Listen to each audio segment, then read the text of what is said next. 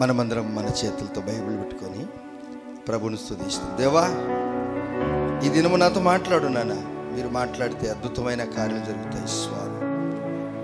వాక్యంతో మాట్లాడే దేవుడు ప్రభువా, మా జీవితాలను సరిచేసే తండ్రివయ్యా, నీ నామానికి వందనాలు స్వామి. ఎస్,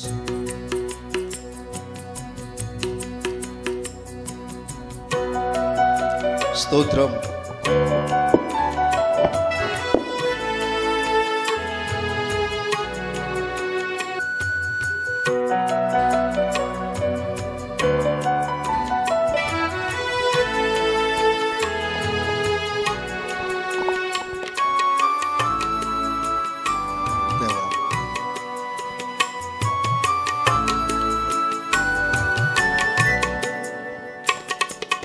నీ పాదరేణువునై నన్నుండిపోని, నీ సేవలో బ్రతుకు తెలవారిపోని.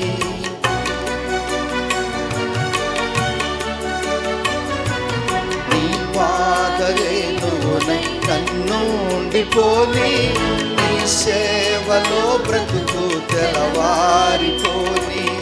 నీ మాట నా నోట జనులంత వినని, నీ మాట నా నోట జనులంత వినని.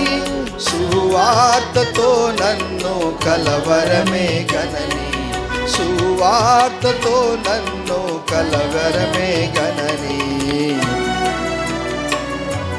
కలువారి సిలువ నాకే విలువ, కలుషంబు బాపే కరములు చాచే కలువారి సిలువ. దయగల తండ్రి, మీ నామానికి వందనాలు. దహన బలి పశువ, యూదా గోత్రపు సింహమా, నన్ను మమ్మలను మీరు రక్షించిన విధానాన్ని బట్టి స్తోత్రాలు. నాటి నుండి నేటి వరకు మీ సన్నిధానములో మీ పాదముల దగ్గర తండ్రి, దేవా, అబ్బా అని మొరపెట్టి కృప మాకిచ్చారు. అనుదినము మీరు మమ్మల్ని ప్రేమిస్తున్నారు, ప్రతిదినము ప్రేమిస్తున్నారు, అనుక్షణము మమ్మల్ని కాపాడుతున్నారు. మీ ప్రేమ శాశ్వతమైనది.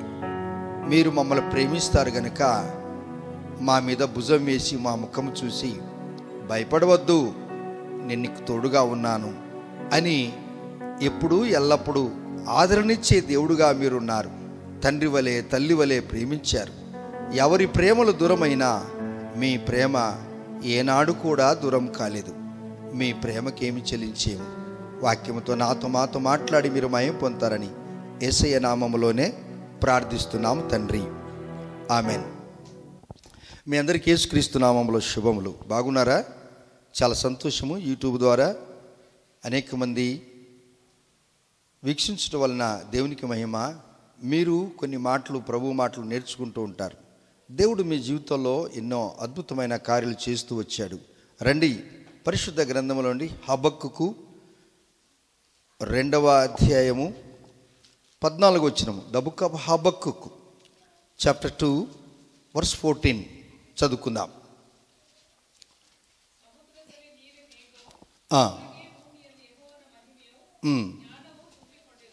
ఎస్, ఎలయనగా సముద్రము జలములతో నిండి ఉండినట్లు భూమి యెహోవా మహాత్మ్యమును గూర్చిన జ్ఞానముతో నిండి ఉన్నది అని హబక్కుకు అనేటువంటి ఈ ప్రవక్త క్రీస్తుకు పూర్వము 7 లేక 8వ శతాబ్దములో యూదులు బబులోను చెరకుపోయిన సందర్భమున బబులోను పరిపాలన కిరాతకమైన దుష్టమైనదిగా ఉన్నది. అందువలన ఆ దేశములో బలత్కారము, జగడ, కలహము, భ్రష్టాచారము అనగా లంచగొండితనము, ధర్మశాస్త్రమునకు అదంతా కూడా నిరర్ధకము చేసినటువంటి పట్టణముగా కనపడింది. దేవుని బిడ్డలారా, అయితే నీతి న్యాయము లేదు, భక్తిహీనత చచ్చిపోయింది. నీతిమంతులను మట్టుబెట్టాలని, వారిని చుట్టి పారేయాలని, ఈ నీతిమంతులు ఈ భూమి మీద జీవించకూడదని ఆ దినాల్లో బబులోను పట్టణంలో శాసనాలు కూడా ఇప్పుడు ఏదైతే శాసనాలు క్రైస్తవులు ఉండకుండా చేయాలని అనుకుంటున్నాయో ఆ దినాల్లో కూడా అలాగనే ఉన్నది. అయితే నీతిమంతుడు ఈ శ్వాస మూలముగా జీవించును అను దానిలో సందేహము లేదు.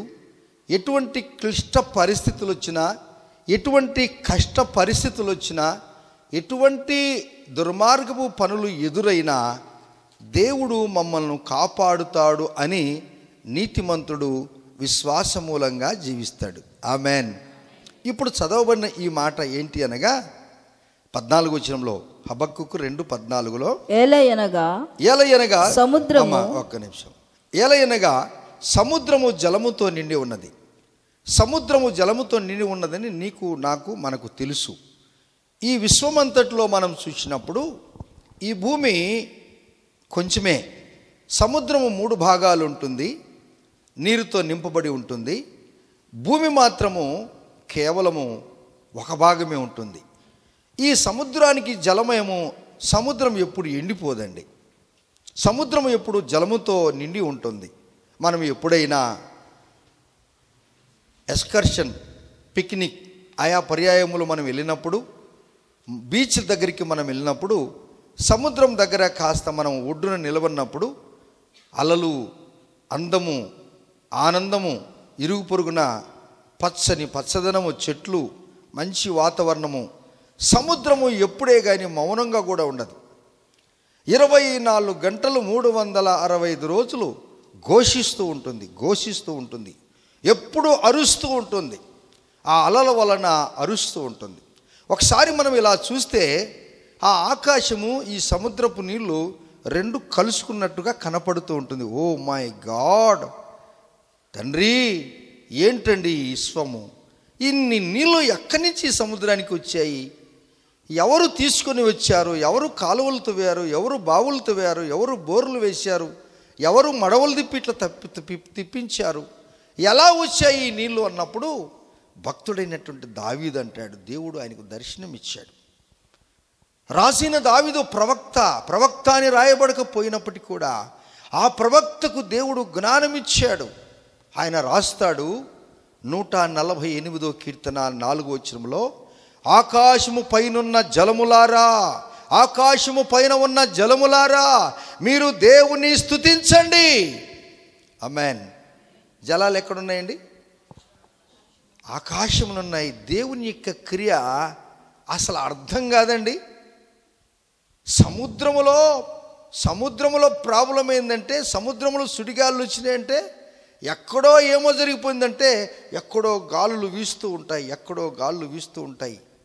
ఏమండి, విపరీతమైన వర్షం కురుస్తుంది, మేఘాలను దేవుడు ఉంచుతాడు. ఓ అద్భుతమైన వర్షము, నీళ్లు, ఎన్ని నీళ్లు వస్తాయండి.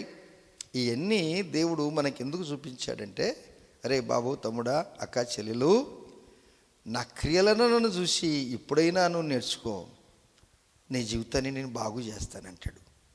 సముద్రము ఏ విధంగా నీటితో నింపబడి ఉన్నదో, ఈ యొక్క భూమి అంతా కూడా దేనితో నింపబడిందనగా చూడంటాడు, భూమి యెహోవా మహాత్యమును గూర్చిన జ్ఞానముతో నిండి ఉన్నది. దేవుడు మానవునికి జ్ఞానం ఇచ్చాడు గనుక ఈ జ్ఞానాన్ని మీరు సద్వినియోగం చేసుకోండి. ఈ జ్ఞానాన్ని మీరు దుర్వినియోగం చేసుకోవద్దండి. జ్ఞానము ఎటువంటిదన్నా అనగా, జ్ఞానానికంటే విలువగలది ప్రపంచములో ఎక్కడ కూడా లేదు. సామెతల గ్రంథము 11వ అధ్యాయము 30వ వచనము 2వ భాగము చదవండి. సామెతల గ్రంథము 11వ అధ్యాయము 30వ వచనము 2వ భాగం. జ్ఞానము గలవారు ఇతరులను రక్షిస్తారంట. జ్ఞానము గలవారు ఇతరులను రక్షిస్తారు. ఏ జ్ఞానం అండి ఇది?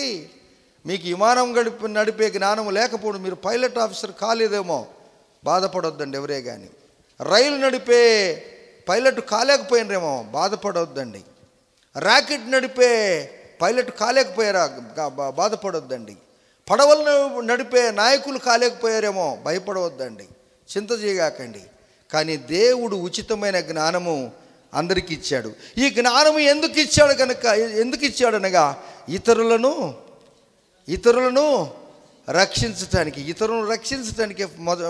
రక్షించటానికి ముందు మనము రక్షింపబడి ఉండాలి. ఆమేన్.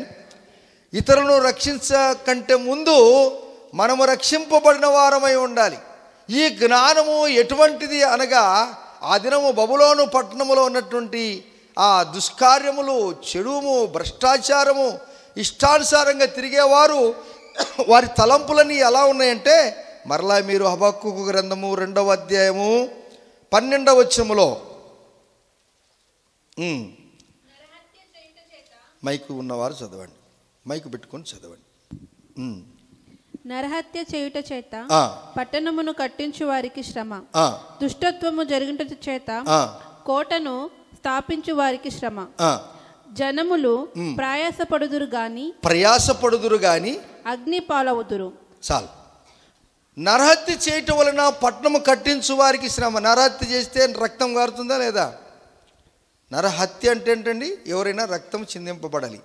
ఆ రక్తాన్ని అంతా కూడా నువ్వు సేకరించి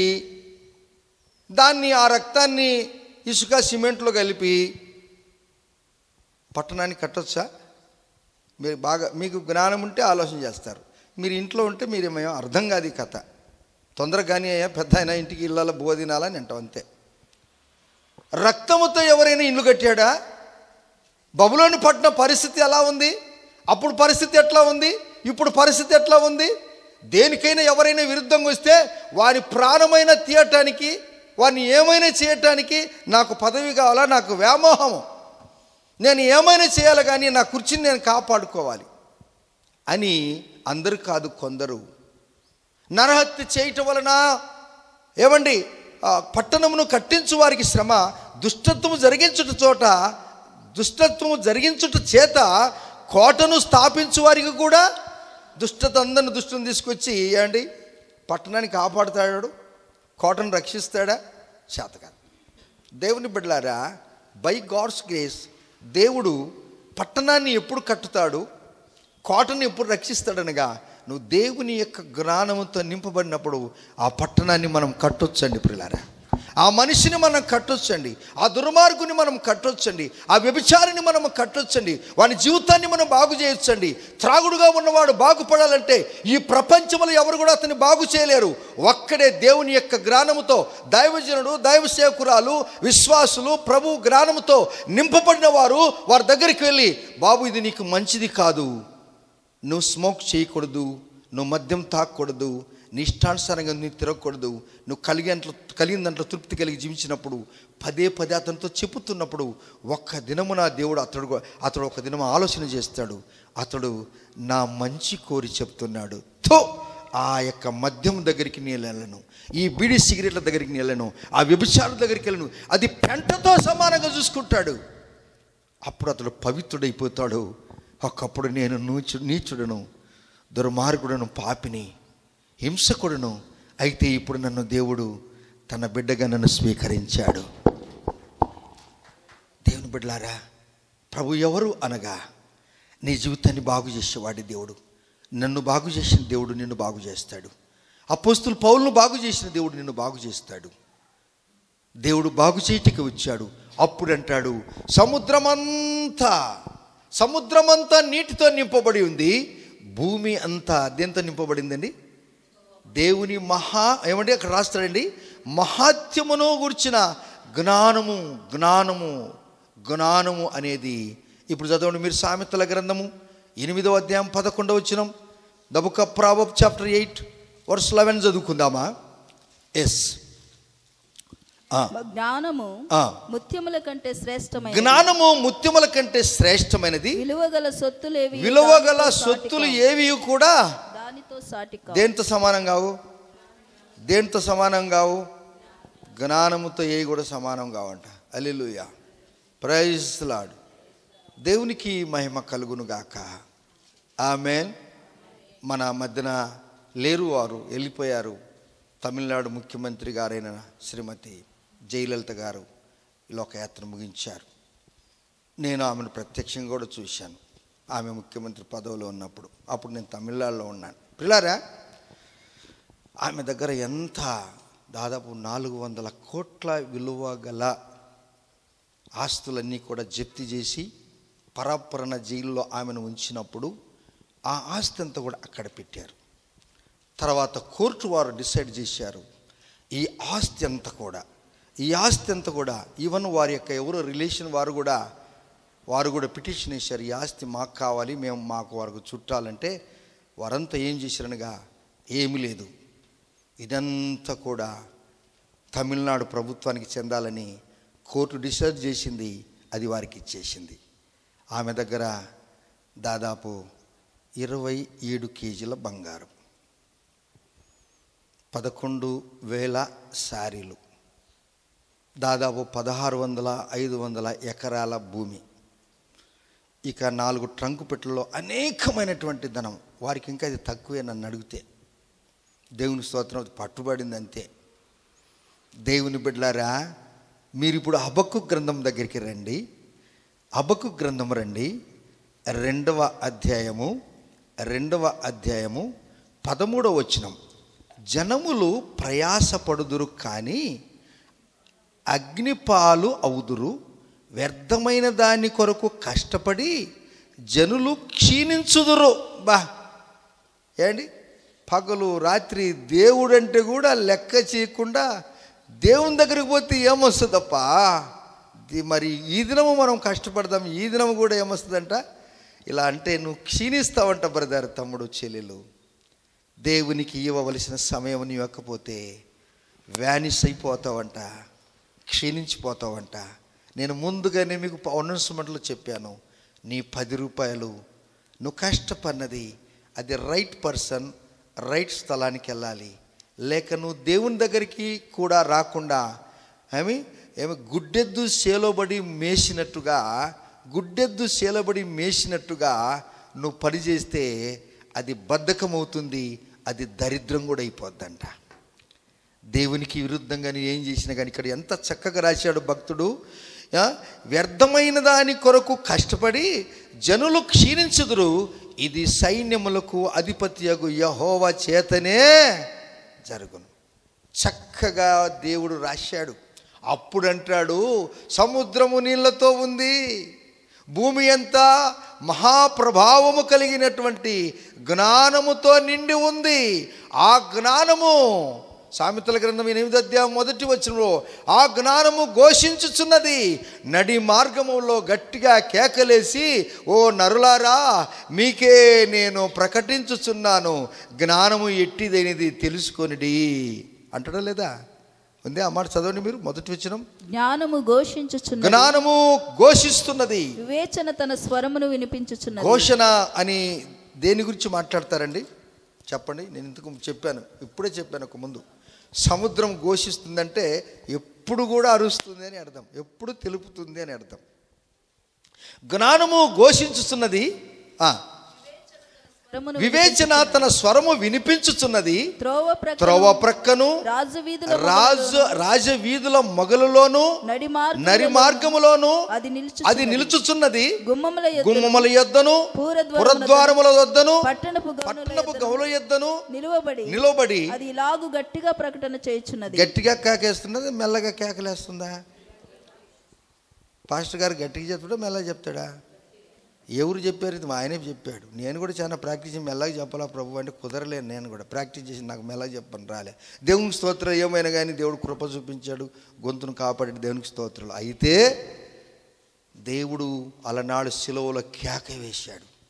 దేవుడు సిలువలో కేక వేస్తే ఆకాశము నుండి దేవాలయపు తెర పైనుండి కింది వరకు 2 భాగాలుగా చినిగిపోయింది. ఆయన కేకలకు పక్షులు లేచిపోయాయి. ఆయన కేకలకు సూర్యుడు అస్తమించడం, మధ్యాహ్నమే కనిపించట్లేదు. ఆయన వేసిన కేకలకు ఏమైపోయిందనగా సముద్రము ఉప్పొంగింది. ఆయన కేసిన కేకలకు చచ్చిపోయిన సమాధులు, ఎవరు దేవుని గురించి అందరూ లేచారంట. హల్లెలూయా. ఇప్పుడు మీదిన అందుకే రాళ్ళు కూడా శబ్దాలు వేస్తాయంట, రాజులు అరుస్తాయంట. ఈ వారిలో దేవుని అద్భుతమైన కార్యాలు రాశాడండి.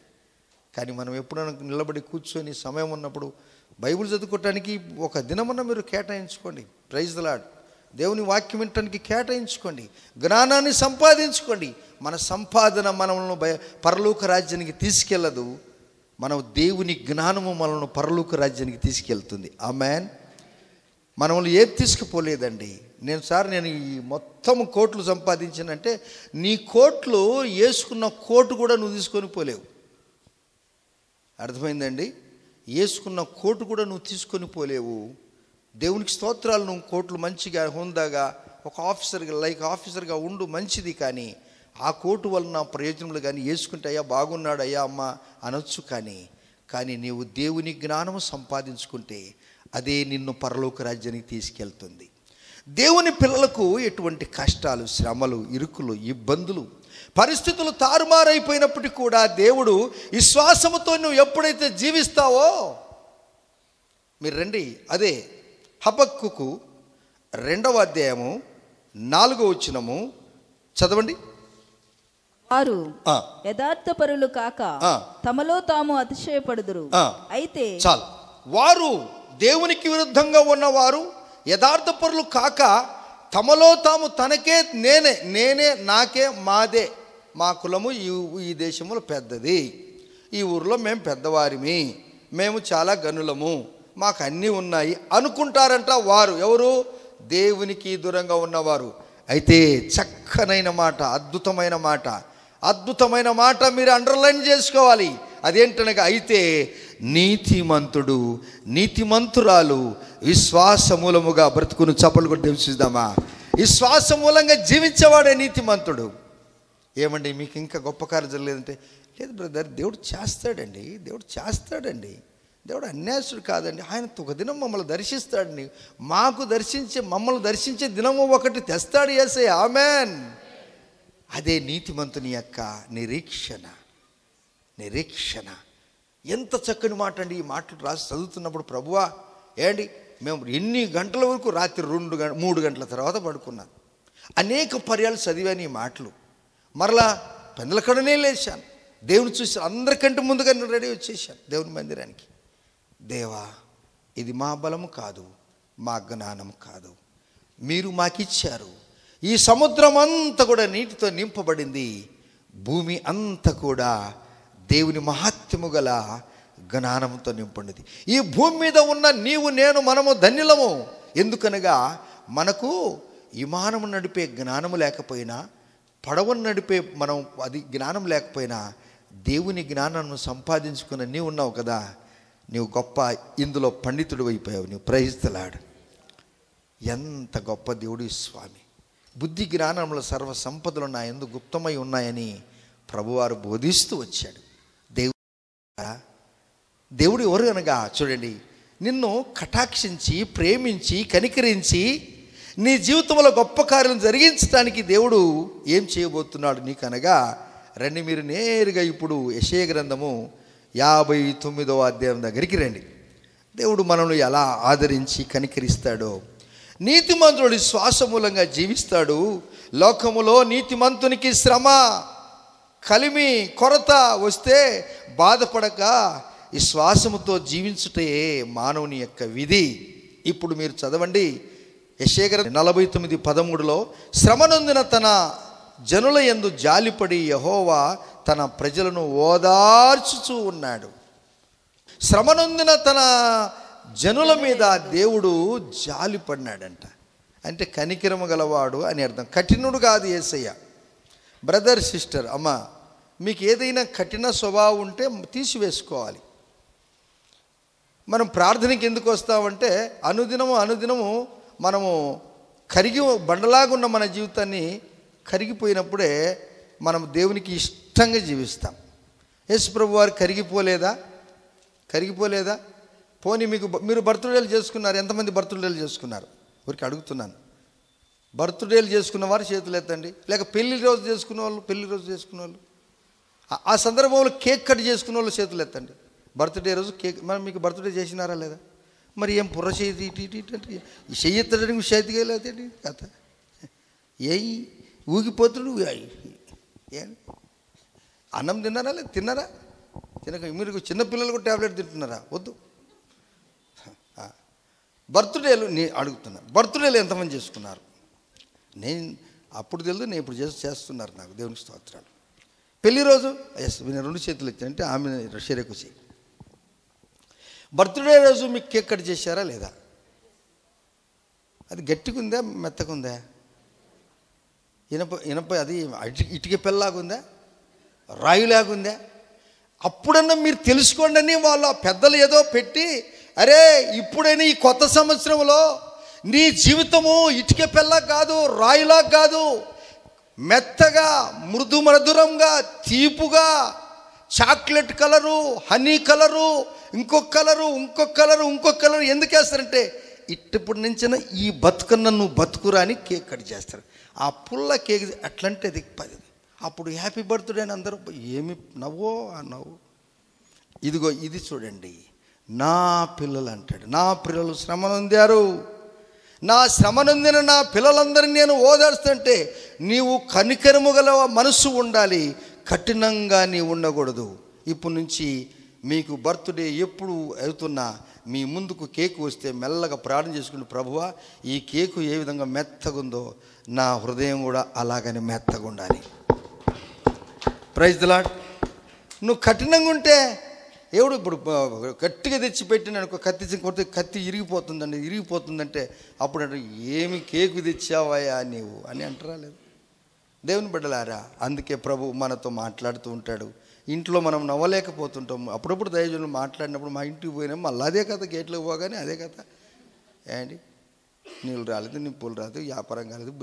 నో, ఇప్పుడైనా దేవుడు మిమ్మల్ని ఆదరిస్తున్నాడు, మిమ్మల్ని నవ్విస్తున్నాడు. మీకు ఆరోగ్యం ఇవ్వటానికి దేవుడు దైవజనునికి జ్ఞానం ఇచ్చి మాట్లాడుతూ చూడండి. శ్రమ నొందిన తన ప్రజల యందు జాలిపడి యెహోవా తన జనులను ఓదార్చున్నాడు. ఆకాశమా ఉత్సాహధ్వని చేయము. ఏండి నా బిడ్డలు ఇప్పుడు పిల్లలకు కేక్ కట్ చేస్తుంటే పిల్లలు తల్లిదండ్రులు ఎంత సంతోషం, నా బిడ్డ చూడు ఎంత పెద్దదైందో, ఎంత చక్కగా చూడు, ఆ యొక్క బట్టలు వేసుకుని అబ్బాయి ఎంత బాగుందో. నవ్వుతారా ఏడుస్తారా వాళ్ళు? ఏం చెప్పరు మీరు? పిల్లలకు పెళ్ళిళ్ళు అవుతుంటాయి, తల్లిదండ్రులు పాము కిందనే ఉంటారు, బిడ్డలనే చూస్తుంటారు, అట్నే చూస్తుంటారు. నా బిడ్డ చూడు ఎంత అందంగా ఉంది, ఎంత బాగుంది నా బిడ్డ. ఏడుస్తారా సంతోషపడతారా? మీరు చెప్పింది నేను వింటానండి. ఇప్పుడు యేసుప్రభు వారు అంటున్నాడు, నువ్వు నవమాసాలు మోసి పెంచిన నీ పిల్లలకు ఒక మంచి శుభ సందర్భం వస్తే మీరు ఎలా సంతోషపడతారో దేవాది దేవుడు ఎలా సంతోషపడుతున్నాడుగా ఆకాశములో తన సింహాసనం దగ్గర ఉన్నటువంటి దేవదూతలకు చెప్తున్నాడు, నా బిడ్డలు శ్రమ పొందారు, ఇప్పుడు బాగున్నారు, దేవుళ్ళు ఆనందిస్తున్నారు, నీతిమంతులుగా జీవిస్తున్నారు, మనమందరం సంతోషిస్తాం రండి అంటున్నాడు. హల్లెలూయా. ఎవరు దేవదూతలతో అంటున్నాడు. మీరు యెషయా గ్రంథం 6వ అధ్యాయం మనం చూస్తే అక్కడ అంటాడు, శరాపులు, కెరూబులు, వేల కొద్ది దేవదూతలు ఆయన పరిశుద్ధుడు పరిశుద్ధుడు పరిశుద్ధుడని వేల కొల దూతలతో పూజింపబడుతున్న దేవుడు ఆయన దగ్గరున్న తన దూతలకు చెప్తాడంట, ఆయన మీరందరూ సంతోషించండి, ఓ కొండలారా మీరు గంతులేయండి, పొట్టెలు ఏ విధంగా గంతులేసేయో మీరు గంతులేయండి. సముద్రము పారిపోతుందంట, దేవుని పిల్లకి సంతోషం చూసి పారిపోతుందంట. ఓ సముద్రం ఏమైందే నువ్వు పారిపోతున్నావు? ఏమి లేదండి, మా ఇశ్రాయేలు ప్రజలు 430 సంవత్సరాలు ఐగుప్తు దేశంలో బానిసలుగా ఉన్నారు. మోషే యొక్క ఆధ్వర్యంలో వారందరూ ఎర్ర సముద్రానికి వచ్చారు. వాళ్ళని రాగానే శత్రువులు వెనుకొస్తుంటే ఈ సముద్రం ఏం చేసిందనగా ఎంత పోవాలన్న దారి పొడుగునా పారిపోతుందంట. చప్పులు కొడదాం, దేవుని చూద్దామా. ఆ వల్ల ఈ వల్ల అయిపోయిందంట. మధ్యన పెద్ద గోడ, ఆ వల్ల ఈ వల్ల కింద సీసీ రోడ్డు, సిమెంట్ రోడ్డు వేసిందంట యేసయ్య. ఆమేన్. ఖగోళ శాస్త్రజ్ఞులు ఇప్పుడు కూడా చెప్తున్నారు, ఎర్ర సముద్రంలో ఇప్పుడు కూడా ఇశ్రాయేలు ప్రజలు దాటిపోయినటువంటి రోడ్డు ఇప్పుడు కూడా ఉందంట. ఆమేన్. హల్లెలూయా. ఇంతకంటే అద్భుతం ఏం కావాలమ్మా నీకు? ఏం కావాలి చెప్పండి మీకు? ఇంతకంటే అద్భుతాలు అడిగేవారు ఏం చేయాలనిగా ఇదే గొప్ప అద్భుతం. సముద్రం ఏమైపోయిందండి? పరిగెత్తింది. కొండలు ఏమేస్తున్నాయి? గంతులేస్తున్నాయంట, గొర్రెలు పొట్టెలు గంతులు వేసినట్టుగా. ఇప్పుడు దేవుడు అంటే నాకు కలిగిన సంతోషాన్ని బట్టి నా ప్రజలు శ్రమలో నుండి విడిపింపబడ్డారు, నేను వారి మీద జాలి చూపించాను, కరుణ చూపించాను. ఓ నేను ఒక్కడిని సంతోషపడుట నాకు ఇష్టం లేదు. నాతో ఉన్నటువంటి దేవదూతలారా మీరందరూ సంతోషించండి. ఆమేన్. ఆకాశమా అదేముంది చూడండి, చదవండి ఆ మాట. ఆకాశమా ఉత్సాహధ్వని చేయము, భూమి అమ్మో భూమి ఎక్కడుంది? భూమి ఏం చెప్పరు మీరు? మీ నెత్తినుందా? మీరు భూమిని మీరు మోస్తారా? మిమ్మల్ని మీరు మోసుకునేదే కష్టమైపోయింది. ఏండి, మనల్ని మనం మోసుకునేదే కష్టమైపోయింది. అవునా? అవునా కాదా? అయ్యా సార్ అంటాడు. మీరు మా డాక్టర్ కాడికి పోయినప్పుడు డాక్టర్ దగ్గరికి వెళ్ళిన తర్వాత రండి మా కూర్చోండి ప్లీజ్ బయట. ఏనైతే నీకు ఏనైతే ఫాదర్ కాళ్ళు మోకాళ్ళు నొప్పులు, చేతులు నొప్పులు, అది వాళ్ళండి. ఆయన బాగా ప్రేమగా మాట్లాడుతాడు. Okay okay okay okay okay అమ్మా నోడమ్మా చాలా నువ్వు బరువెక్కిపోయినావమ్మా, వెయిట్ తక్కువ చేసుకోమ్మా. ఆడ నువ్వు డాక్టర్ కాడికి పోకముందే ఆడ వేయింగ్ మిషన్ పెట్టింటాడు. అది చూసి వాళ్ళు చూసి అక్కడ ఉన్నటువంటి అసిస్టెంట్లు పంపిస్తారు లోపలికి. వేవింగ్ మిషన్, ఈమెకు బీపీ ఎంత ఉంది, బరువు ఎంత ఉంది ఫస్ట్ తీసుకుపోతే ఆయన ఫస్ట్ చూసి నీ వయసుకు ఈ బరువులు వయసు రాస్తాడు, మేల్ ఫీమేల్ అని రాస్తాడు. అవునా? కరెక్టేనా? వాళ్ళు రాసి పంపిస్తారు. నీ పేరు రాసి, వయసు రాసి, ఆడమ్మాయ మగబ్బాయ రాసి, మేల్ ఫీమేల్ రాసి, బీపీ ఎంత ఉంది ఇప్పుడు, బరువు ఎంత ఉంది రాసి. అప్పుడు ఆయన అంటాడు, ఫస్ట్ అంటాడు, నీ వయసుకు ఇంత ఉండకూడదు, తగ్గించుకో అంటాడు. అల్లిలు చెప్పండి. ఆ తర్వాత నాకు ఆడికి రా ప్రస్తుతం అంటాడు ఆయన. ఇది బరువు తగ్గేది లేదు. మళ్ళీ ఆయన దగ్గరికి ఆకాశమా ఉత్సాహం, భూమి సంతోషించు. ఈ భూమి ఎప్పుడే కానీ నువ్వు బరువు అని అడిగిందా? కానీ నీవే బరువు అయిపోయావు. దేవుడు భూమికి నువ్వు బరువు కాదు, భూమి కూడా సంతోషపడుతుంది. జ్ఞానంతో నింపబడిన ఈ పురుషుడు, ఈ స్త్రీ, దేవుని జ్ఞానముతో నింపబడిన ఈ కుమారుడు, దేవుని రక్తం చేత పరీక్షింపబడిన ఈ బిడ్డను నేను మోస్తున్నాను. ఈ బిడ్డను, ఈ కుమారుని, ఈ కూతురుని మోసే కృప యేసయ్య నాకు అనుగ్రహించాడు. నేను కూడా ధన్యుడని అంటుంది. నువ్వు కూర్చున్న కుర్చీ ధన్యడం, నువ్వు కూర్చున్న శాప ధన్యము, ఈ పోడియం ధన్యము. నేను ధన్యుడను. నా కాలి కింద నాకు మట్టి కాకుండా దేవుడు నాకు అన్నీ ఇచ్చాడు. కారణం ఏంటనగా నేను కృప పొందిన వాడిని. నీవు దేవుని నామములో కృప పొందిన వాడివి.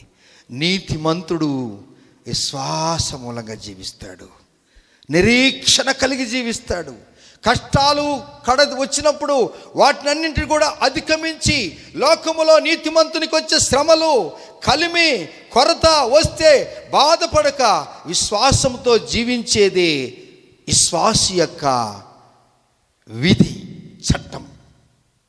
అప్పుడు అంటాడు, నా బిడ్డలు ఇశ్రాయేలు ప్రజలు ఐగుప్తు దేశంలో 430 సంవత్సరాలు దాస్యములో ఉన్నారు. సముద్రమా నువ్వు ఒక్కసారి దారి చూపు అంటలకే సముద్రం చూస్తున్నారు ప్రజలందరూ కూడా. ఏమబ్బా ఇది? ఈ పిల్లలందరూ కూడా నడుచుకుంటూ ఆ గోడలను తగులాడుతున్నారు. ఏం నీళ్ళల్లోనే గోడలు కింద ఇట్లా తొక్కి చూసేది. అమ్మ ఎంత అద్భుతం! నీ శ్రమలలో దేవుడు తోడుగా ఉంటాడు. నిన్ను చేయి విడవడు, అపవాదికి అప్పజెప్పడు, నిన్ను ఉన్నతమైన స్థితికి తెస్తాడు, నూతనమైన కార్యాలు జరిగిస్తాడు. ఎప్పుడైతే నీ మనస్సు కఠినముగా ఉండకుండా కరుణగల జాలిగల హృదయం, దేవుడుకున్నటువంటి మనస్సు మనకున్నట్లయితే దేవుడు సముద్రముని నీ కొరకు పాయలు చేయలేదా? ఆమేన్, హల్లెలూయా. సముద్రమును పాయలు చేసి ముందుకెళ్ళిపోయారు కదా. శత్రువులు నువ్వు నడిచిన దారినే వారు నడిచారు, కానీ వారు చచ్చిపోయారు కదా. నీ కళ్ళ ముందనే వారి జీవితం మనం చూసినప్పుడు నిన్ను ఆహా ఓహో ఏలన చేసినటువంటి జీవితాన్ని కొరకు, వారి కొరకు మీరు ఎప్పుడు ప్రార్థన చేస్తూ ఉండండి.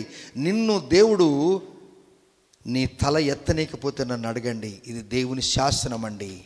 నిన్ను ఎగతాళి చేయువారు వారు ఎగతాళి చేయబడతారు. దేవుని పిల్లలారా రండి, యెషయా గ్రంథము 49వ అధ్యాయము.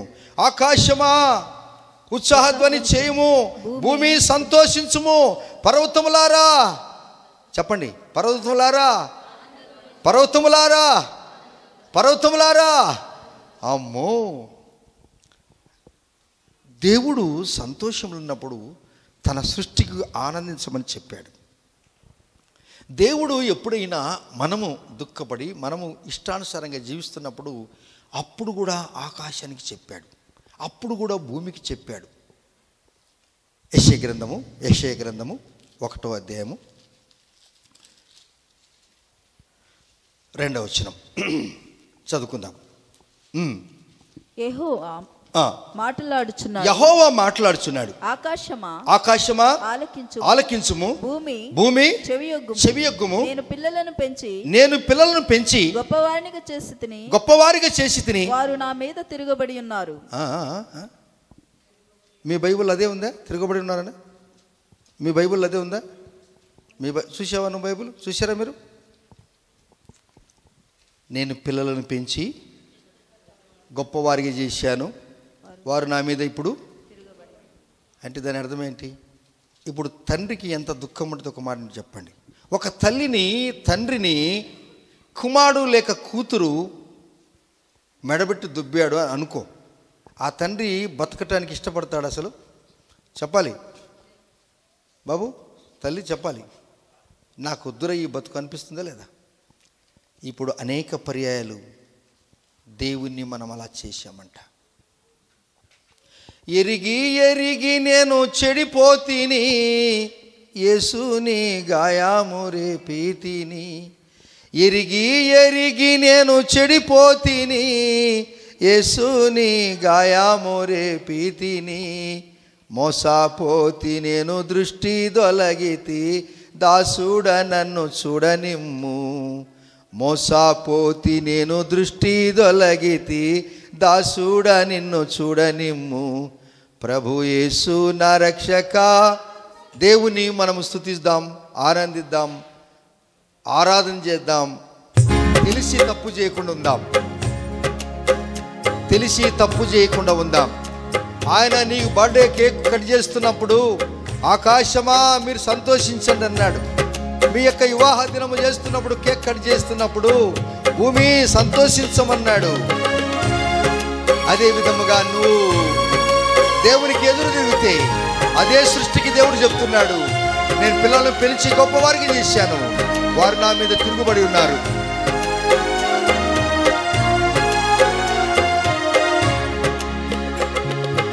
ఎరిగి నేను చెడిపోతిని, యేసుని గాయాము రేపీతిని.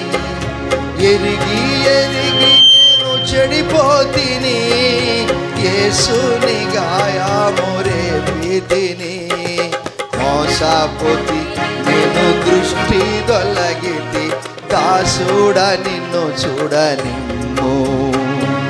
మోసపోతి నేను దృష్టి దొలగితి, దాసుడ నిన్ను చూడనిమ్ము. ప్రభు యేసు నా రక్షక, నొసగు కన్నులు నాకు నిరతంబునే నిన్ను చూడా. ప్రభు యేసు నా రక్షక, నొసగు కన్నులు నాకు నిరతంబునే నిన్ను చూడా. చప్పలు కొడదామా? ఎలారు చప్పలు తడతా? స్తోత్రం ప్రభువా, నేను నీ వైపు చూస్తాను స్వామి. నీకు నేను ఎదురు తిరగకుండా నా జీవితకాలం అంతా నేను బ్రతికిన దినములన్నీ నీకు ఇష్టంగానే జీవిస్తాను ప్రభువా.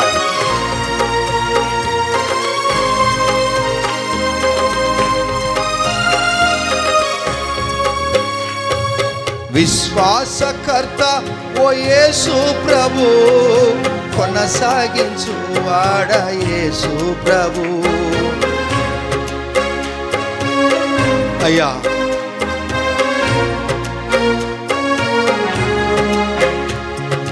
విశ్వాసకర్త ఓ యేసు ప్రభు, కొనసాగించు వాడ యేసు ప్రభు.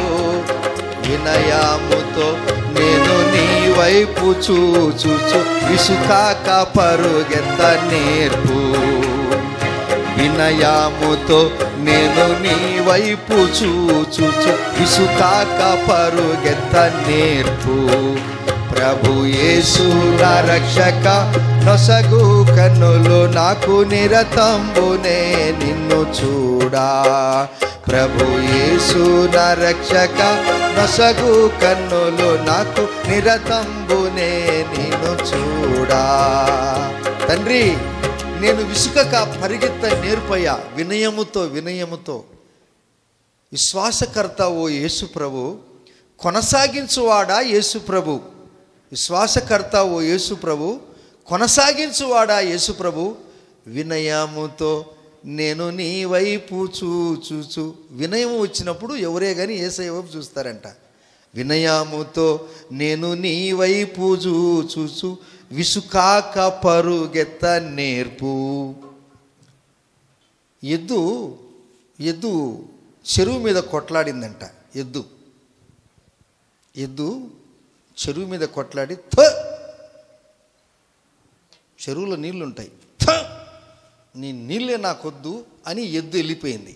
నష్టం ఎవరికి? కరెక్టేనా? విశ్వాసకర్త ఓ యేసు ప్రభు, కొనసాగించువాడా యేసు ప్రభు, వినయముతో నేను నీ వైపు చూచు, విసుకాక పరుగెత్త నేర్పు. నా జీవితంలో దేవుడు అనేక పర్యాలు నాకు గుణపాఠాలు నేర్పించాడు. నేను అవిధేయుడుగా ఉన్నప్పుడు యేసయ్య నన్ను ఇస్త్రీ చేశాడు నడి రోడ్డున.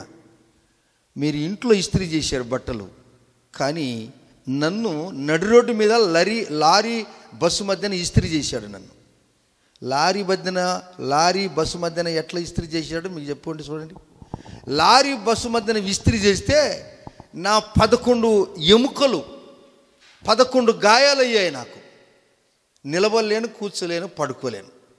అంటే రక్తం. మా బ్రదర్ ఇల్లు వచ్చాడు ఇక్కడికి, డాక్టర్ షడ్రకు. మా బాబు చచ్చిపోయినాడని వచ్చాడు. తీసుకుని పొమ్మన్నారు డాక్టర్లు. వచ్చాడు, చూశాడు, పరిశీలించాడు. రాత్రి నన్ను అక్కడి నుంచి ఓపిడికి తీసుకొచ్చాడు. ఆ పక్కన ఉన్నోడు చచ్చాడు, ఈ పక్కన ఉన్నోడు చచ్చాడు. ఇంకా నాకు అర్థమైపోయింది, మధ్యని నేను కూడా పోతాను అనుకున్నా. మనకు బళ్ళారండి తెలుసు, కాలిపోయిన వాళ్ళు అక్కడెక్కడ పాపం ఫ్యాక్టరీలో మొదట వచ్చినోడు ఎడంపక్కేసినారు ఎమర్జెన్సీ వార్డులో. అతను అమ్మ నీళ్ళు అన్నాడు, ఆయన చచ్చాడు. ఈ పక్క ఇంకొక అర్ధగంట తర్వాత ఇంకొక ఆయన వచ్చిన, ఆయన చచ్చిపోయాడు. నాకు ఒకడు బాగా గుర్తొచ్చింది, లెఫ్ట్ నున్నోడు చచ్చాడు, రైట్ నున్నోడు చచ్చాడు. ఇప్పుడు వంతె ఉందిరా, ఇప్పుడు వంతె ఉంది నాయన, మధ్యనున్న ఉంది. పెద్దోడు పోయాడు, చిన్నోడు పోయాడు, మధ్యోడు మిగిలిపోయాడు. దేవునికి స్తోత్రాలు. నన్ను కడగొట్టని నిలబెట్టాడు. విశ్వాసకర్త ఓ యేసు ప్రభు, కొనసాగించు వాడా యేసు ప్రభు. నేను యేసయ్యతో కొట్లాడి వెళ్ళిపోతే నష్టం ఎవరికి? ప్రభాకర్కేనా యేసయ్యకా? ఎవరికి? ప్రభాకర్కే నష్టం. వినయముతో నేను నీ వైపు చూచు. ఎందుకయ్యా పాస్టర్ నీకు అంతవైపు కంటే నా యేసయ్య నాకు నేర్పించాడయ్యా. హల్లెలూయా. యేసయ్య నేర్పిస్తాడు నీకు. వినయముతో నేను నీ వైపు చూచు, విసుకాక పరుగెత్త నేర్పు. ఇసుకకుండా దేవుని సన్నిధానములో పరిగెత్తేది నేర్చుకో. ప్రభు నిన్ను ఎలా తీస్తాడనగా, ఆ దినము ఆకాశానికి చెప్పాడు, ఈ దినము కూడా ఆకాశానికి చెప్తున్నాడు. ఆ దినము సంతోషంలో ఉన్నప్పుడు ఆకాశమా మీరు కూడా సంతోషించమన్నాడు. ఇప్పుడు ఆయనకు ఎదురు తిరిగి అంటున్నాడు, ఆకాశమా నేను పిల్లల్ని పెంచి గొప్పవారిగా చేశాను, వారు నా మీద తిరగబడి ఉన్నారు. దుష్ట సంతానమా, చెరుపు చేయి పిల్లలారా, మీకు శ్రమ పొందేది మనకిష్టమా? యెహోవాను విసర్జించిన వారికి శ్రమ. బబులోను పట్టణంలో, బాబేలు పట్టణంలో, దుష్కార్యము చేస్తున్నటువంటి పట్టణాల్లో ఆ దినాల్లో క్రీస్తుకు పూర్వం 7-8 శతాబ్దంలో జరిగినటువంటి సన్నివేశాలు దేవుడు ఈ పరిశుద్ధ గ్రంథములో హబక్కూకు ద్వారా, యెషయా ద్వారా, దైవజనుల ద్వారా పెట్టాడు. ఎందుకనగా మనకు బ్రతికున్న వారికి, మనకు రానున్న వారికి ఇది బుద్ధి చెప్పటానికి యేసయ్య ఈ గ్రంథాన్ని నీకు నాకు ఉచితంగానే ఇచ్చాడు. చప్పలు కూడా తెలుసుదామా? అందరి ఇళ్ళల్లో బైబిల్ పెట్టాడు యేసయ్య. Praise the Lord. ఇప్పుడు అందరి ఇళ్ళకి పోతారంట పోలీసు వాళ్ళు, ఏ ఇంట్లో కూడా బైబిల్ లేకుండా చేస్తారంట. అందుకని వాళ్ళు తీసుకోకపోక మునిపే, ఈ బైబిల్ తీసుకోకపోక మునిపే ఈ వాక్యం అంతా నువ్వు ధ్యానించుకొని హృదయంలో దాచుకో. Praise the lord. హల్లెలూయా. ఆదికాండం ఒకరు ధ్యానించి పెట్టండి, బైహార్ట్ చేసి పెట్టుకోండి. ఏమండి, నిర్గమకాండము, సంఖ్యాకాండం ఒకరు, ద్వితీయోపదేశకాండం, లేవియకాండం ఒకరు, కీర్తనల గ్రంథం ఒకరు, సామెతలు ఒకరు, అందరూ రాసి పెట్టుకోండి. ఇట్లాంటి బైబుల్ అన్నీ తీసుకుపోయినా కానీ ఆదికాండం ధ్యానించిన వారు రా బ్రదర్ అంటే వస్తాడా లేదా? చెప్పురా నేను రాస్తానంటాం లేదా? అయితే దీన్ని చదువుకోవాలా లేదా? ఇప్పుడు మనం దేవుని వాక్యాన్ని నువ్వు పఠించి ధ్యానిస్తే అతడు నీటి కాలువల ఓరన నాటబడింది ఆకువాడకు తన కాలమందు ఫలమిచ్చు చెట్టు వలె ఉండను. బైబిలు 40 భాషల్లో తర్జుమా చేసినటువంటి విలియం కేరీ గారు తన పెద్ద కుమారుడు చచ్చిపోతే పాతి పెట్టడానికి కూడా ఎవరు రాలే. భార్య పిల్లలు. పెద్ద కుమారుడు కలకత్తా పట్టణానికి వచ్చినప్పుడు ఈ బైబిల్ నీ చేతులు ఉందంటే నువ్వు నేను ధన్యుడు. విలియం కేరీ గారు ఈ లోకానికి ఈ భారతదేశానికి వచ్చి పెద్ద కుమారుడు చచ్చిపోతే ఆ కుమారుని ఎత్తుకుని పోయి అతడే గుంత దూకొని పెట్టినాడు. దేవుని సేవ అంటే మామూలు మాట కాదండి పిల్లారా. వేదిక మీద వెళ్ళి మైకు పట్టుకోవాలంటే చాలా ఇష్టం, అందరికీ పరిచర్య చేయాలంటే చాలా కష్టం అండి. తర్వాత ఆయన అన్నీ రాసి పెట్టాడు. ఆ ఫ్యాక్టరీకి అగ్గి పెడితే అన్నీ కాలిపోయినాయి. అయ్యో, ఎన్నో ఏళ్ళ నుంచి రాసినన్నీ కూడా కాలిపోయానే ప్రభువా తండ్రి, ఏం చేయాలని విలియం కేరీ బాధపడితే దేవుడు పరిశుద్ధాత్మ ద్వారా మరలా రాయించాడు. 40 భాషలు నేర్చుకున్నాడు. ఈ భారతదేశానికి వచ్చాడు. పిల్లలంతా వెళ్ళిపోయారు. భార్య కూడా అనారోగ్యం అయిపోయింది. ఈ గ్రంథాన్ని ఎలా పఠించాలా ప్రభువా, నువ్వు నాకు దర్శనమిచ్చి భారతదేశానికి పంపించావు, కలకట్ట ప్రాంతానికి. ప్రభువా, నీ పని చేయటానికి నాకు అవకాశం దయమని ప్రార్థన చేసుకున్నాడు. ఈ దినం ఈ అందమైన సుందరమైన బైబిల్ను ప్రభువారు మన చేతికి ఇచ్చాడంటే ఎంతోమంది భార్య పిల్లలు, ఎంతోమంది దేశాలు విడిచిపెట్టి వచ్చి ఆకలి, వారికి కూడా రోగాలు బాధలు తట్టుకోలేక శ్రమలు, ఆ దినాలలో క్రీస్తు విరోధులు ఎన్నో కష్టాలు పడ్డారు. కష్టపడి ఈ దినం మనకు సుఖం ఇచ్చాడు దేవుడు. సుందరమైన మందిరం ఇచ్చాడు యేసయ్య. ఆహ్లాదకరమైనటువంటి వాతావరణం ఇచ్చాడు. ఈ గ్రంథాన్ని పఠించడానికి, దేవుని మందిరానికి రావటానికి మనం ఎంత జాగ్రత్తగా వస్తామో. నానా, నన్ను క్షమించు, నేను ఎదురు తిరిగినాను అని నువ్వు అంటే ప్రభు నీకు అంటాడు. ప్రభువారు రండి ఏమని మాట్లాడతాడనగా అదే 49వ అధ్యాయము 15 వచనం చదువుకుందాం. స్త్రీ 49వ యెషయా గ్రంథము 15 వచనములో, స్త్రీ తన గర్భమున పుట్టిన బిడ్డను కరుణింపకుండా చంటి పిల్లను మరుచునా, వారైనా మరుచుదురు గాని నేను నిన్ను మరవను. ప్రయిస్తున్నాడు. నేను నిన్ను మరసను అంటాడు. వారైనా మర్చిపోతారు, నువ్వైనా మర్చిపోతావు, నేనైనా మర్చిపోతాం, కానీ యేసయ్య మాత్రం ఎప్పుడు మర్చిపోడు. ఎందుకనగా ఆయన నిన్ను ఎలా కాచాడు తెలుసు. 49వ అధ్యాయం 1వ వచనంలో, దీపములారా నా మాట వినండి, దూరమునున్న జనములారా ఆలకించండి. నేను గర్భమున పుట్టగానే యెహోవా నన్ను పిలిచాడు. చప్పట్లు కొట్టి చూద్దామా. దేవుడు నిన్ను పిలిచాడు. ఈ పిలిచిన పిలుపుకు నీవు ఏ స్థానములో నువ్వు ఉన్నావో ఆ స్థానములో నీకు అప్పగింపబడిన పని 100% చెయ్యి. Praise the Lord. ఇప్పుడు నేను మీకు చేయి చూపించాను, మీరు కూడా చేయి చూపించారు. ఇప్పుడు ఈ చెయ్యి పని ఏంటి చూపించింది. ఈ చెయ్యిని అక్కడ పంపటానికి ఇది కనపడే చెయ్యి, కనిపించని నరములు, కనిపించని జ్ఞానము లోపలింది. మెదడు చెప్పేసింది, ఆర్డర్ ఇచ్చింది, నువ్వు చెయ్యి ఇట్లా అని చెప్పిందా లేదా? దీనికి శక్తి ఉందా లేదా? అంటే 100% ఇది పని చేయాలి, 100% ఇది పని చేయాలి. ఆమెన్. అప్పుడే కదా 2 కాంబినేషన్ కుదిరేది, అప్పుడే కదా 2 పని చేసేది. ఒకవేళ మెదడు చెప్తుంది దీని పని అంటే ఈయనకి పక్షవాతం వచ్చిందని అర్థం. ఎత్తలేడు. బ్రెయిన్ చెప్తుంది, దానికి శక్తి పోయింది, నరములు బలహీనత అయిపోయినాయి, ఆ శక్తి రావటం లేదు. ఒక వ్యక్తి కాలెత్తుతున్నాడు, ఒకప్పుడు పరిగెత్తున్నాడంటే అన్నీ గుండె కానీ ఊపిరితిత్తులు కానీ ప్రతిదీ కూడా పనిచేసినప్పుడే. ఇప్పుడు అంటాడు దేవుడు, నువ్వు అమ్మ గర్భములో పుట్టక మునిపే, హల్లెలూయా, అమ్మ గర్భము నువ్వు పుట్టక మునిపే నేను నిన్ను పిలిచాను.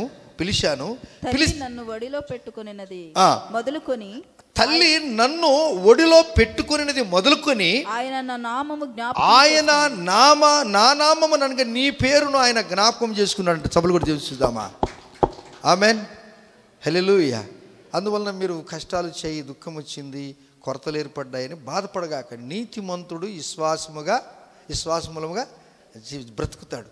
ఏం పర్వాలేదు, ఏది తొందర వచ్చింది కానీ యేసు వైపు చూడండి. అప్పుడు దేవుడు మీ వైపు చూస్తాడు. జక్కయ్య యేసు వైపు చూడటానికి పోయాడు, కానీ యేసయ్య జక్కయ్య దగ్గర వచ్చి, ఏమి జక్కయ్య నువ్వు పైన ఉండవు, నేను కింద ఉన్నాను. జక్కయ్య తల మీద ఆ చెట్టు మీద ఉన్నాడంటే అందరికంటే ఎత్తుకున్నాడు, పొట్టివాడు, ఆ ఎత్తరికంలో పైకి ఎక్కాడు. అందరూ వచ్చారు, జక్కయ్యను చూశాడు యేసయ్య. చుట్టలకే అందరూ చూశారు జక్కయ్యను. ఇప్పుడు జక్కయ్య యేసయ్య కండ్లు ఒకటైపోయాయి. Praise the lord. ఈయన పరిశుద్ధత, ఆయనలో ఉన్న పాపాన్ని పోగొట్టింది. ఇద్దరు పరిస్థితులుగా మార్చబడ్డారు. జక్కయ్య కిందికి దిప్ప అన్నాడు. దిగి చెప్పగానే ట్రర్ దిగేశాడు. దిగి జక్కయ్య మీద చేసాడు. ఏం జక్కయ్య, ఏం గబ కిందిగావే, ఏమైనా పుచ్చుకున్నాయా? ఏమైనా పోనీ సార్, ఏం కాదులే సార్, ఏమో బ్లీడింగ్ అవుతుందా, బాగా రక్తం కడుతుంది, నువ్వు గబ కిందిగావు కదా, కోసుకొని ఉంటే. అది ఏం లేదు సార్, నువ్వు నన్ను పిలిచావు కదా, నా శరీరము కాదు, నా ఆస్తి పోయినా పర్వాలేదు, నేను నా ఇంట చేర్చుకుంటానన్నాడు. దేని బిడ్డలారా, నీతిమంతుడు శ్వాసమూలంగా జీవిస్తాడు. మాకరిద్దాం, ప్రార్థన చేసుకుందాం. ఒకని తల్లి ఒకరిని ఆదరించినట్లుగా నేను మిమ్మల్ని ఆదరించేదను, సియోనులోనే మీరు ఆదరింపబడదరని యెషయా గ్రంథం 66:13 రాయబడి ఉంది. నేను గర్భమును పుట్టగానే యెహోవా నన్ను పిలిచాడు, తల్లి నన్ను ఒడిలో పెట్టుకునేది మొదలుకొని ఆయన నా నామమును జ్ఞాపకం చేసుకున్నాడు. శ్రమనొందిన నా ప్రజల మీద నేను జాలిపడి యెహోవా తన జనులను ఓదార్చాడు. సంతోషంతో యేసయ్య అంటున్నాడు, ఆకాశమా ఉత్సాహధ్వని చేయుము, భూమి సంతోషించుము, పర్వతములారా ఆనందము చెయ్యండి. అదే ఆకాశంతో అంటున్నాడు, నేను పిల్లలను పెంచి పెద్దవారిగా చేశాను. ఆకాశమా, ఈ పిల్లలు నా మీద ఎదురు తిరిగారు. దేవుడు ఎంత దుఃఖపన్నాడో కదా బాబు, తమ్ముడు, అమ్మా. యేసయ్యను దుఃఖపరచడానికి మనం పుట్టామా? యేసయ్యను సంతోషపరచడానికి మనం పుట్టామా?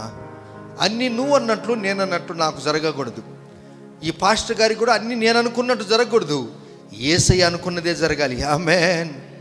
నీకు కూడా నువ్వు అనుకున్నది జరగకూడదు. తండ్రి చిత్తాన్ని నెరవేర్చడానికి యేసయ్య భూలోకానికి వచ్చాడు. శ్రమలు, కష్టాలు, ఏడుపు, బాధలు, కొరడా దెబ్బలు, ఉమ్మివేతలు, అవమానాలు ఎన్ని నీ కొరకు నా కొరకు సహించాడు, ఓడ్చాడు. ఇసుకక నేను పరిగెత్తాను, నీ వైపు చూస్తాను, ఎందరో యేసు వైపు చూచెదరు, పొందెదురు వెలుగు రకమున. ఈ శ్వాసానికి కర్త ఓ యేసు ప్రభు, కొనసాగించువాడా యేసు ప్రభు. వినయముతో నేను నీ వైపు చూచుచు విసుకక పరిగెత్తుతాను ప్రభువా. విసుకక అనగా ఏ విషయంలో కూడా మా తండ్రి నేను బేజారు చేసుకోకుండా నీవు అంటే నేను ఇష్టపడదు, ఏదైనా పర్వాలేదు ప్రభువా. హల్లెలూయా, థ్యాంక్ యూ జీసస్. వందనాలు దేవా, పరిశుద్ధుడా. సముద్రము జలముతో నిండి ఉన్నది, భూమి యెహోవా మహాత్యమును గుర్చిన జ్ఞానముతో నిండి ఉన్నది. దేవుడిని జీవితంలో దైవిక జ్ఞానం ఇచ్చాడు. యేసు వైపు చూడటానికి నీకు భాగ్యం దొరికింది.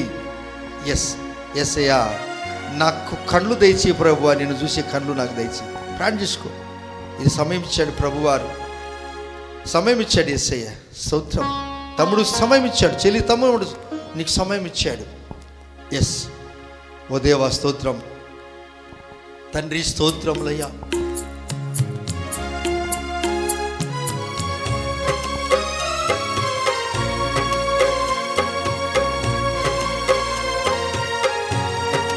ఎరిగి ఎరిగి నీ చెడిపోతిని, యేసుని గాయము రేపితిని, మోసపోతిని.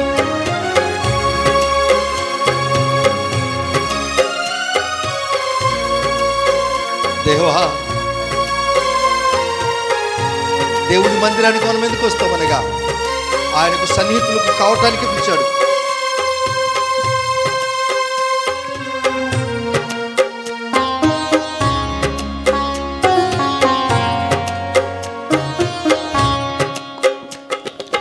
ఎరిగి ఎరిగి నేను చెడిపోతిని, యేసుని గాయము రేపితిని. ఎరిగి ఎరిగి నేను చెడిపోతిని, యేసుని గాయము రేపితిని. మోసపోతి నేను దృష్టి దొలగితి, దాసుడ నన్ను చూడని. మోసపోయాను, మోసపోతి నేను దృష్టి దొలగితి, దాసుడ నన్ను చూడనిమ్ము. ప్రభు యేసు నా రక్షక, నొసగు కన్నులు నాకు నిరతంబునే నిన్ను చూడా. ప్రభు యేసు నా రక్షక, నొసగు కన్నులు నాకు నిరతంబునే నిన్ను చూడా. నీతిమంతుడి శ్వాసములుగా జీవించును. కష్టాలకు భయపడడు, శ్రమలకు భయపడడు. దేవుని శాసనాన్ని ముందు పెట్టుకొని వెళ్తుంటాడు. లోకములో నీతిమంతునికి శ్రమ, కలిమి, కొరత, బాధపడక విశ్వాస జీవితాన్ని కొనసాగిస్తాడు. విశ్వాసకర్త ఓ యేసు ప్రభు, కొనసాగించు వాడా యేసు ప్రభు. విశ్వాసకర్త ఓ యేసు ప్రభు, కొనసాగించు వాడా యేసు ప్రభు. వినయముతో నేను నీ వైపు చూచు, విసుగాక పరుగెత్త నేర్పు. వినయముతో నేను నీ వైపు చూచు, విసుగాక పరుగెత్త నేర్పు. ప్రభు యేసు నా రక్షక, నొసగు కన్నులు నాకు నిరతమునే నిన్ను చూడా. ప్రభు యేసు నా రక్షక, నొసగు కన్నులు నాకు నిరతమునే నిన్ను చూడా. నాకు అటువంటి కన్నులు దయచేయి, నిరతం అనగా ఎప్పుడు నిన్ను చూసే కన్నులు నాకు దయచేయి. దేవానికి స్తోత్రాలు. మీ కొరకు నేను ప్రార్థన చేయబోతున్నాను. వినయము నేర్చుకుందాం. ఒక్కరోజు కాదు వినయం, జీవితకాలం అంతా వినయమే. యేసయ్య వినయమే నేర్చుకున్నాడు. ఆయన సేవ చేసింది కేవలం 3.5 సంవత్సరం అయితే 30 సంవత్సరాలు యెరూషలేము దేవాలయంలో కూర్చొని నేర్చుకున్నాడు. పెద్దలేదో నేర్చుకున్నాడు. 30 సంవత్సరాలు యేసయ్య కూర్చొని నేర్చుకున్నాడు. నీవు నేను ప్రభువుని నమ్ముకొని ఎన్ని రోజులైంది బ్రదర్, తమ్ముడు, నాన్న? ఆయన కేవలం 3.5 సంవత్సరమే సేవ చేశాడు. ప్రపంచంలో ప్రాగిపోయింది. కారణం 30 సంవత్సరాలు కూర్చొని నేర్చుకున్నాడు. నాకు 2 మాటలు వస్తే నేను గొప్పవాడని చెప్పుకోవడం నా బుద్ధి పొరపాటు. నాకేమీ తెలియదు స్వామి. నేను నీ వైపు చూస్తాను. విశ్వాసానికి కర్త నీ వైపు నేను చూస్తాను. ఇది రక్షణ దినం, ఇది అనుకూల సమయం. క్రీస్తులో నువ్వు ప్రభుకి ఇష్టడుగా జీవిస్తే నేర్చుకునే అనేకములున్నాయి. ప్రభు నీ జీవితాన్ని ఇతరులకు మాదిరిగా పెడతాడు. ఆ బ్రదర్ను చూడండి, ఆ సిస్టర్ను చూడండి, ఆ కుటుంబాన్ని చూడండి. వారు ఎంత వినయస్తులు. నువ్వు ఎంత ఎదిగితే అంత ఒదిగి ఉండాలి అని నేను చెప్పటం లేదు, మన దేవుడు యేసయ్య చెప్తున్నాడు. నేను కూడా నా జీవిత కాలం అంతా పడిపోతేని దిక్కులేని వాడనేనైతిని, లెక్కలేని వాడు పడిపోతేని దిక్కులేని వాడనేనైతిని. చక్కా చేసి నా నేత్రాలు తెరచి గ్రక్కున నిన్ను చూడని, చక్కా చేసి నా నేత్రాలు తెరచి గ్రక్కున నిన్ను చూడని. ప్రభు యేసు నా రక్షక, నొసగు కన్నులు నాకు నిరతమునే నిన్ను చూడ. ప్రభు యేసు నా రక్షక, నొసగు కన్నులు నాకు నిరతమునే నిన్ను చూడ. అల్ఫయు నీవే,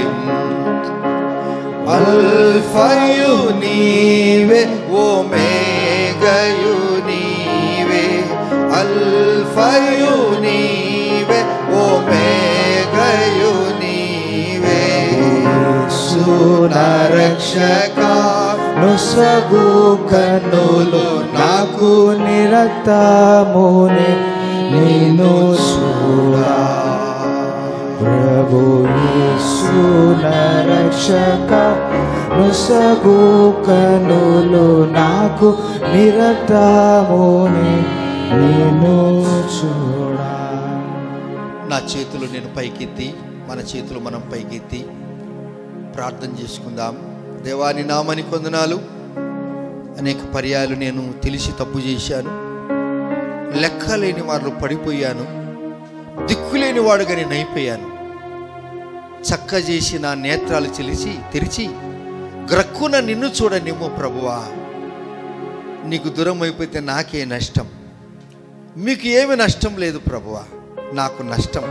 అయితే మీరు ప్రేమ గలవారు గనుక ఒక్క ఆత్మ కూడా నశించి నరకానికి పోయేది ఇష్టం లేక మీ స్వరూపంలో మేము ఉన్నామని గుర్తెరిగి ప్రభువా మమ్మల్ని మీరు అధికంగా ప్రేమించారు. శ్రమ పొందిన మా జీవితాన్ని దర్శించి అలనాడు ఇశ్రాయేలు ప్రజలను దాస్యం నుండి విడిపించినట్టుగా మమ్మల్ని దాస్యం నుండి విడిపించి దత్తపుత్రులుగా చేసుకోవటానికి, స్వతంత్రులుగా చేయటానికి తిరిగి మీరు మాతో మాట్లాడినందుకు మీకు కోటాని కోట్ల స్తోత్రాలు. నీ ప్రియ బిడ్డలు శ్రమలో, కొందరు కష్టాల్లో, దుఃఖములో, ఏడుపులో ఉన్నారు. వారికి మీరు చెప్పే మాట అదే, విశ్వాసి నీతిమంతుడు విశ్వాస మూలముగా జీవిస్తాడు స్వామి. మీరు కోల్పోయిన ప్రతి ఆనందాన్ని మీరు అనుగ్రహించండి.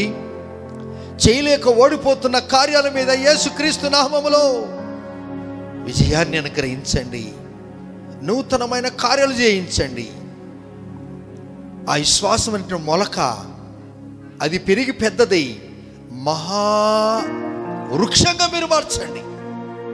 ఆ వృక్షపు నీడకు అనేకులు పరిగెత్తుకొని వచ్చే భాగ్యాన్ని తెచ్చండి. ఆ వృక్షం మీద అనేక పక్షులు గూడుగట్టుకుని కృపను అనుగ్రహించండి. నీ పిల్లలను ఆశీర్వాదించబోతున్నందుకు మీకు స్తోత్రాలు. వీరిని దీవించబోతున్న విధానాన్ని బట్టి మీకు స్తోత్రాలు. వీరిని ఆశీర్వాదించడం మీకు ఇష్టమాయను, మమ్మల్ని దీవించడం మీకు ఇష్టమాయను. ఎందుకనగా గర్భములో పుట్టినది మొదలుకొని, అమ్మ గర్భములో పుట్టినది మొదలుకొని మీరు మా నామమును, మా పేరును గుర్తు చేసుకున్నారు. మీకు స్తోత్రాలు. మీకే ఘనత ప్రభావములు యేసయ్య నామములోనే ప్రార్థిస్తున్నాము తండ్రి. ఆమేన్. తండ్రికి దేవుని ప్రేమ, కుమారుని కృప, పరిశుద్ధాత్మ దేవునికి విశ్వాసము ఇక్కడ ఉన్న అందరికీ యేసయ్య ఆదరణ సదాకాలము తోడై ఉండునుగాక. Amen. Amen. Praise the lord. ప్రభువుని దీవించునుగాక. God bless you.